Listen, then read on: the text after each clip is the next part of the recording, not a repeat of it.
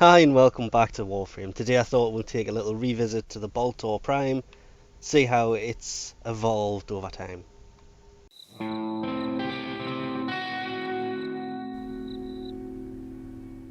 Comparing it to the normal Boltor, it does no slash damage, a lot more puncture, a lot more impact, has the same kind of status on it, has a bit of a slower reload. I think that could be faster. I can never remember how reload works. Magazine's the same size, fire rate's higher, the crit multiplier is higher, but the chance is the same, but the accuracy is doubled, which means heavy caliber will go really nice into the Boltor Prime.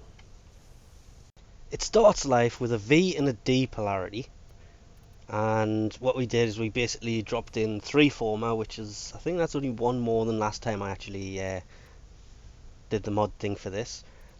And it's basically, you throw in 2 extra Vs, so you've got 3 Vs for serration, split chamber and heavy caliber. Then a dash polarity for an element. It doesn't have to be Hellfire. It can also be Stormbringer or the poison one. Cryo rounds, which is the freeze damage, is a D polarity, which is already on here. This coming with a D polarity was a bit of a pain, but easily countered. Just had to kind of move the build around a little bit. Like the polarities aren't where they started life, or where I formatted them either, because I just formatted them in random places. So we did clean that up as well. This is one of those weapons, when it came out, I used a lot. This is my power go-to weapon, depending on the mission type.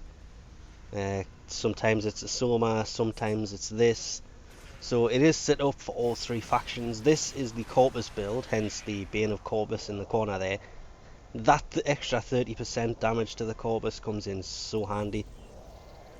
And because it came with a D, we've thrown in the cryo rounds and Stormbringer, and them 2 together are obviously making the magnetic damage of 752, which, that's really nice. And then we basically threw in Hellfire and Malignant Force, because it's the same mods that we had for the other 2 builds, and we had them in here anyway, because we basically had them all doing the same thing. We just had the Bane of mods separate for each one. And then I thought, well, the Corpus are better with magnetic, so we threw this build on here, and it works better than the setup we had. It's like literally, it's not until you get into the level 50s that you notice the tiny difference. It might go till 55 before you start to have problems killing people, and you end up running out of ammo, which is the one thing I don't like about this build. I don't like about any of the builds, if I'm honest, because I do miss the rifle ammo mutator on this weapon, because it will burn through ammo, which is why I decided not to throw on the... I can't ever remember the name of the mod that makes it shoot faster. The fire rate mod. We didn't put that on, we basically just went for damage with these. This one is the Grineer setup, hence the Bane of Grineer in the corner. And it's pretty much the same. It's still got the serration, split chamber, heavy caliber. All 3 have got them in the same place. But this time it's Stormbringer, then Wildfire. Wildfire increases the magazine capacity and adds fire damage at the same time.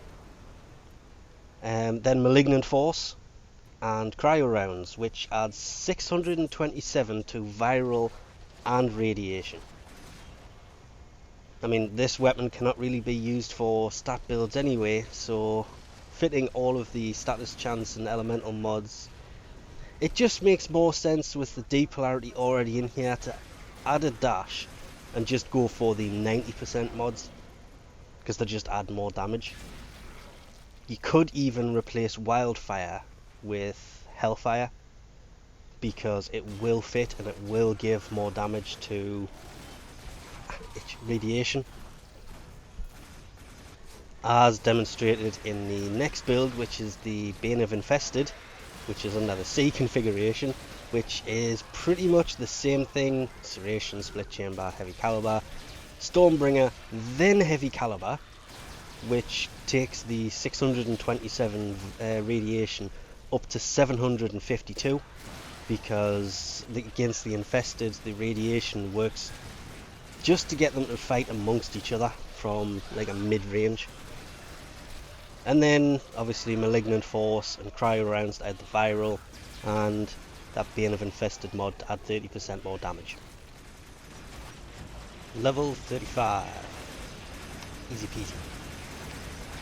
The only real bad side to this weapon is it's one of those impact types. I mean, being able to stick people to walls is pretty cool though, but it has travel time on the rounds. So if you get them in a position like that, that's fine. Didn't realise nobody was guarding the pod. That could have ended hard. But if you're trying to hit somebody at a distance, it can have a few downsides because, well, I don't know how well it's actually going to catch that. But all you've got to do is lead them a little bit. Mid to close range, it's fine. It's when it comes to long range, you will notice more of a huge problem. But once you've used it for a little while, you will get used to it. And it does become pretty easy to kill them at long range. Even if you can't really see them and you just happen to get really lucky. Well, anyway, we'll leave this off here for now. Thanks for watching, and I'll catch you next time.